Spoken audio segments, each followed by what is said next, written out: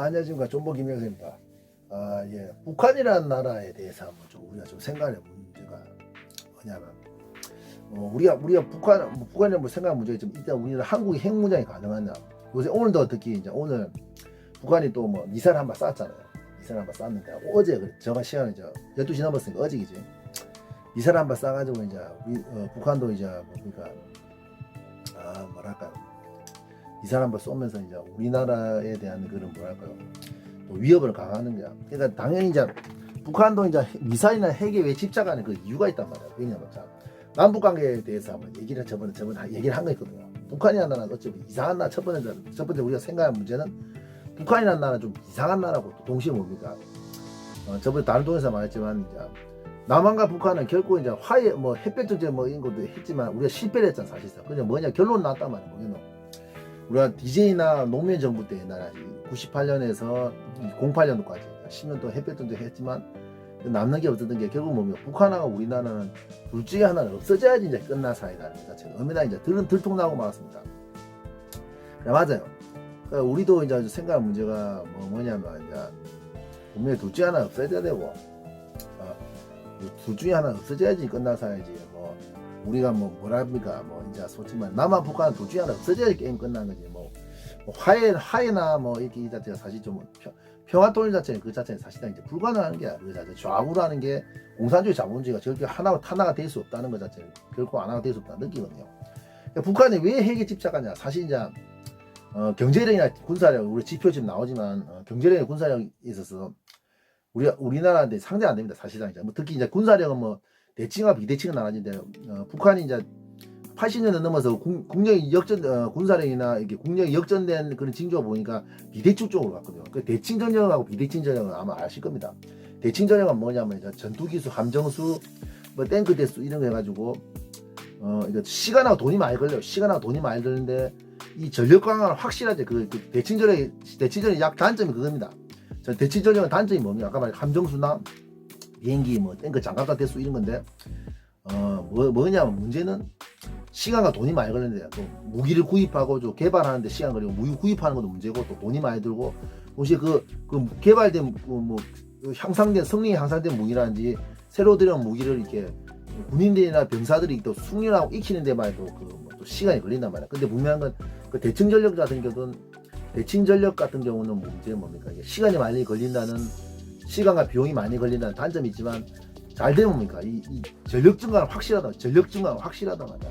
군 전력 증가는 확실하기 때문에 대칭 전력이 사람들이 많이 하대요. 근데 비대칭 쪽은 북한이 뭡니까? 지금 돈이 없습니다. 사실상 돈이 없어가지고 비대칭 쪽으로 가거든요. 핵무기라든가 화학무기, 특수부대, 방사정포 이런 식으로 그쪽으로 많이 가는 이유가 사실 그런 거란 말이에요. 돈이 없기 때문에 또 요새 같은 여자들도 여군들도 여자들도 군대 보내가지고 군인 수를 많이 누르면서 노동 집약적인 군대로 이렇게 만들려고 하고 있단 말이에요. 노동 집약 그러니까 쉽게 말해서 군대 숫자를 많이 늘리는 거예요. 우리나라가 79년까지 우리나라 육군 같은 경우는 우리나라가 북한보다 더 많았습니다. 옛날 반대였죠. 옛날에는 미군의 전술핵이 우리나라에 있었고 우리나라 국력이 상대적으로 군사력이나 국력이 약했기 때문에 남한이 북한보다 군사력이나 국력이 약했기 때문에 이게 79년까지는 뭡니까 이게 79년까지는 노동지압적인 군대 그러니까 북한보다 남한이 육군이 더 많았습니다. 육군이 더 많았어요. 그리고 또 핵무기도 우리나라는 미국의 전술핵이 그 90년대까지 있었다. 90년대 초반까지 그러니까 노태우 정부 그러니까 60 때 노태우 정부 때 비핵화선을 하기 전까지는 우리나라에 전술핵이 있었던 건 사실이거든요. 그만큼 그 당시에는 남한이 이제 북한보다 이제 군사력이 전체 국력이 약했는데 이제 90년대 넘어가면서 이제 점차 역전이 되기 시작하면서 북한이 핵에 집착하기 시작한단 말이야. 그러니까 지금 이제 상대가 안 됩니다. 지금 상대가 안 돼요. 거의 지금 지표 나오지만 뭡니까 지표 나오지만 이제 군사력 대칭 전력 같은 거 상대가 안 돼요. 공군은 그냥 공군 대군은 우리한테 상대가 안 돼요. 상대가. 그리고 또 이제 뭡니까 국력도 거의 20대 1 주한미국까지 다 합치면 상당한 격차가 나죠. 이제 경제력이고 군사력도 상당히 격차가 났다. 대칭 전력 쪽은 완전 격차가 났답니다.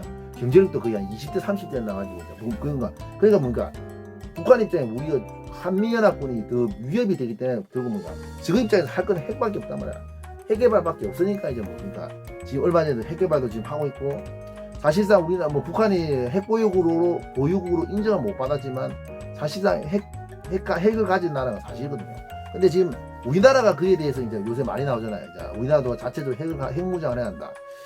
아니면 전술핵을 들고 와야 된다. 이런 말이 있단 말이에요. 근데 지금 아직까지도 미국이 전술핵을 들고 오지 않느냐, 들고 오지 않느냐, 뭐 아니면 핵 개발을 해야 된다는 문제가 있지만 아직 근데 우리나라 그게 이제 핵 개발하려면 우리나라 핵은 분명히 핵 개발을 만들 수 있어. 우리나라 분명히 지금도 당장 뭐 한 몇 년만 지나면 수십 개, 수백 개를 만들 수 있거든. 북한보다 더 많이 만들 수 있어.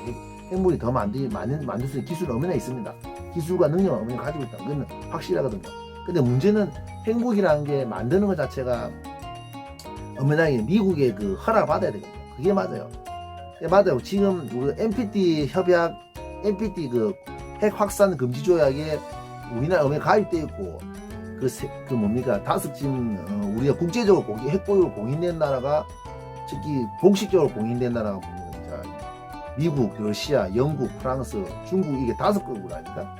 근데 그거는 이제 NPT 만들어지기 전에부터 보유하고 있었고 뭡니까 그 유엔 안전보장 상임이사국의 그 기득권을 지키기 위해서 그래서 상임이사국의 기득권을 지키기 위해서 이게 그 5개국이 이미 뭡니까 핵보유를 하고 있단 말이에요. 그래서 비공식적으로 나온 게 이제 이스라엘, 인도, 이제 파키스탄 이 세 나라가 있거든요. 근데 이 세 나라는 뭔가 비공식적이지만 하지만 핵 보유국으로 인정받았습니다. 근데 북한은 핵을 보유하고 있지만 공식적으로 핵 보유국이라는 그 국제적으로 지위를 인정을 받지 못하고 있지 지금. 그러니까 이것도 한번 생각할 문제단 말이야. 그러니까 여러분도 아실 거예요. 지금 그러니까 우리나라도 핵 보유해야 되지 않느냐. 사실 맞지. 우리나라도 뭐 사실 뭐 그런 대칭 전력의 격차를 북한이 메꾸려고 이제 핵이 집착을 한단 말이야. 근데 문제는 우리나라 같은 경우는 지금 생각하는 문제가 지금 핵을 가지고 있으면 이스라엘이나 뭐 인도, 파키스탄 그 핵 가지는 그 서류에 보면 이스라엘은 좀 유태인들의 그 능력이 있습니다. 그러니까 그는 이미 NPT 생기기 전부터 이스라엘이 뭔가 핵을 가지고 있었고 핵을 가지고 있었고 또 이 유태인들의 그 국제적인 힘을 무시 못한단 말이야. 또 인도 같은 경우는 70년대 이미 핵을 가졌는데 미국이 제재하려는데 미국에서 이제 핵 협정을 미국과 인도가 핵 협정을 체결하자 뭐냐면 또 미국 입장에 계산이 있습니다.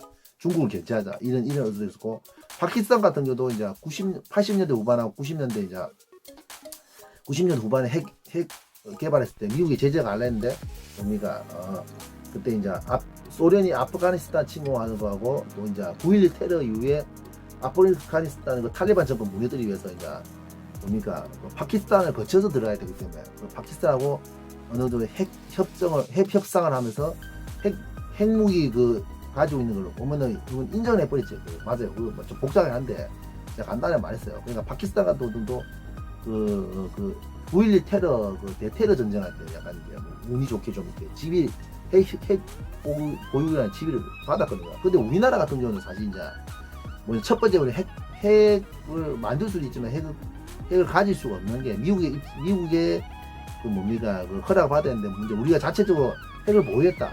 옛날 무궁화 꽃이 피었습니다. 90년대 소설 있잖아요. 김진명 소설이 그것처럼 그 소설책들은 우리나라가 될 수 없는 게 핵을 가지면 방해가 뭡니까? 우리나라가 국제적인 제재를 받게 되기 때문에 좀 상당한 타격을 받게 되어 있습니다. 맞습니다. 그러니까 우리나라가 지금 우리나라가 거의 한 80% 대외 무역에 의존해가지고 이제 우리나라 국가 경제가 돌아가기 때문에 많이 그 미국의 제재를 받아버리면 뭔가 우리가 경제적으로 상당한 타격을 받을 수밖에 없지.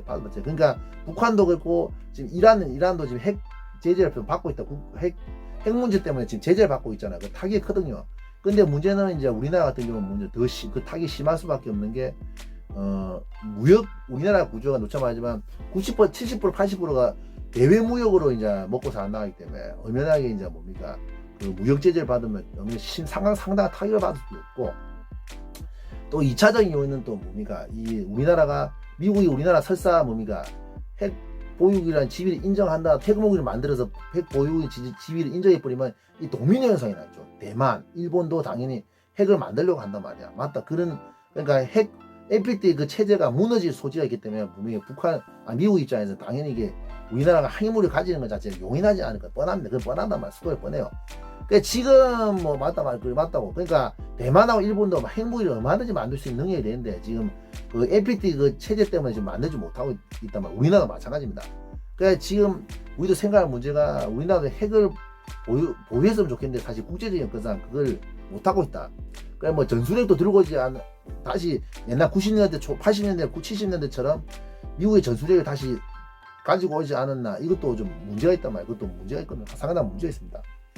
그래야 지금 요새 사람들이 확실히 지금 국가안보 하는 사람들이 지금 국방부나 어째 군인들이 국가안보 측면 맞는 분들이 안보 측면에서 만든 분이 북한이 핵을 가지는 것에 대해서 지금 상당하게 지금 우려하고 있거든요. 지금 뭐 사드라든지 이런 것도 있지만 사드도 오면 방어 세계이기 때문에 한계가 있단 말이에요. 근데 문제는 이 우리나라가 아직까지는 문제는 우리가 분명한 건 핵을 보유할 수 그러니까 핵을 만들 수 있어도 보유할 수 있는 국제적인 여건이 안 된다 상황이 안 된다는 것을 확실히 명심해야 됩니다. 그것도 맞아요. 아까 말했지만 첫 번째는 대외무역에 의존하기 때문에 핵을 만들게 되면 당연히 미국에 의해서 국제적인 제재를 받은 것으로 뭡니까?